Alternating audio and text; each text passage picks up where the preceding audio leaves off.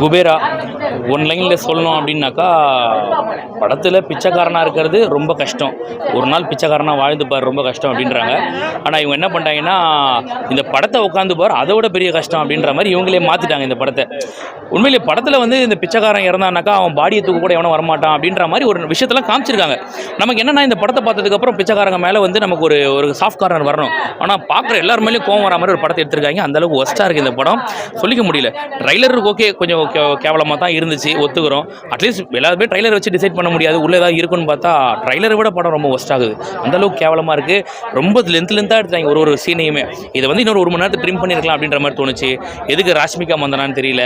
நாகார்ஜுனாக்கு proper ஒரு flashback கிடையாது. அப்படியே வராரு, அப்படியே போகிறாரு. நாகார்ஜுனோட குடும்பம் என்னாச்சுன்னு தெரியல. துபாய் ஏற்றி அனுப்புறாரு, அதை அப்படியே துண்டா விட்டாங்க. குபேரா 2க்கு எடுப்பாங்களா என்னன்னு தெரியல. ரொம்ப ஒஸ்ட்டாக இருக்குது. தனுஷ் மாதிரி 4 பிச்சைக்காரங்க வராங்க, 2 பேரை போட்டு தரலாங்க, ஒரு பொண்ணு மட்டும் கொண்டு வந்து வச்சுக்கிறாங்க. எதுக்குன்னு பார்த்தா கதையை வளர்த்துறதுக்கு அப்படின்னு எடுத்து வந்து வச்சுக்கிறாங்க. அது மாசமாக இருக்குன்றாங்க, அதுக்கு ஒரு குழந்தை பிறகுதுன்றாங்க.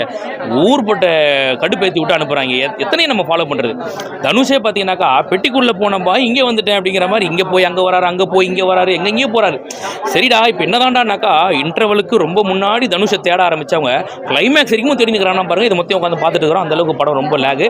எதிர்பார்க்காம வந்தால் கூட உங்களை டிசப்பாயின்ட் பண்ணும் இந்த படம். உண்மையிலேயே 10க்கு 1 மார்க் தரலாம். உண்மையிலேயே என்னை தூங்க வச்சதுக்காக. அது கூட பிச்சைக்காரங்க மேலே இருக்க சாஃப்ட் காரன் அவங்க வாழ்க்கை எப்படி அது வாழறது ரொம்ப கஷ்டம் அப்படி தான் சொல்ல வராங்க உண்மையிலேயே. ஆனால் அதை கொண்டு வந்து ப்ரெசென்ட் பண்ணது ப்ராப்பராக ப்ரெசென்ட் பண்ணலை. அவங்களுக்கு எப்படிலாம் தேவையோ இந்த சினிமா லிபர்ட்டி யூஸ் பண்ணி அந்த மாதிரிலாம் பண்ணுறாங்க. தனுஷ் பெரிய அந்த அளவுக்கு பெரிய பில்டிங் அங்கேருந்து கீழே குதிக்கிறாப்புல, அங்கேருந்து கீழே குதிச்சு ஒரு இலை தலையெல்லாம் புஷந்து நிற்கிறாப்புல. அப்படியே இதெல்லாம் பார்க்கும்போது எங்களுக்கு நானும் பக்கத்தில் இருக்கவன் பக்கத்தில் இருக்கிற ஊழைட்டுங்கிறான் தனுஷ், அவனை நான் பார்க்குறான், அவன் என்ன பார்க்குறான் அப்படின்ற மாதிரி தான் இருக்குது.